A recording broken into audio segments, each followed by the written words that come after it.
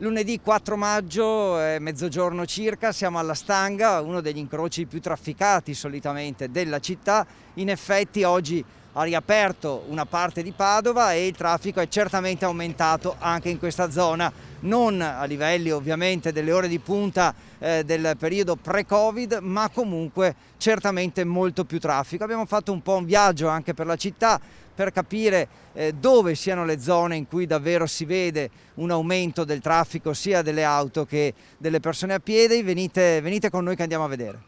Lunedì 4 maggio, giornata storica nella lotta al coronavirus. Anche a Padova si apre la fase 2 e si vede in centro storico meno gente con lo sguardo fisso e la camminata veloce, tipica fino alla settimana scorsa di chi usciva di casa solo per motivi di urgenza. Ora molti sono a passeggio, aria più rilassata e passo più lento. Però la regola di indossare mascherine e guanti è rispettata, pur con qualche eccezione che non è certo giustificata. Non ci sono assembramenti, al massimo 2 chiacchiere a distanza in Piazza delle Erbe, dove il mercato resta ovviamente aperto con le sue regole e la gente ordinata.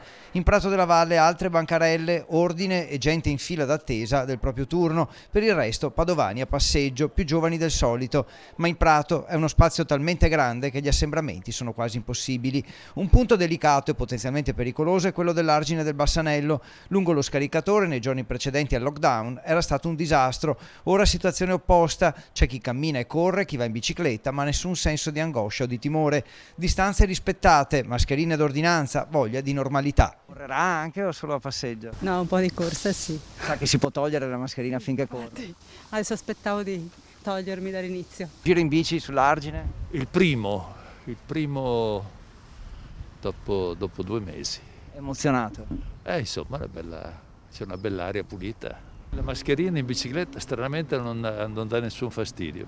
Io poi l'ho portata per 48 anni la mascherina, quindi Faceva il medico?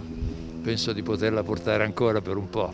In realtà c'è chi preferisce usare la mascherina anche correndo. Lo ricordiamo, non è obbligatorio, basta alzarla quando dal passo di corsa si scende alla camminata. Però la prudenza e il desiderio di evitare gli assembramenti è sempre apprezzabile. In tangenziale intanto traffico molto più intenso, addirittura qualche coda, specie in prossimità dei lavori di via Vigo Novese. Certo, il vero test ci sarà nel fine settimana, ma intanto padovani promossi a pieni voti.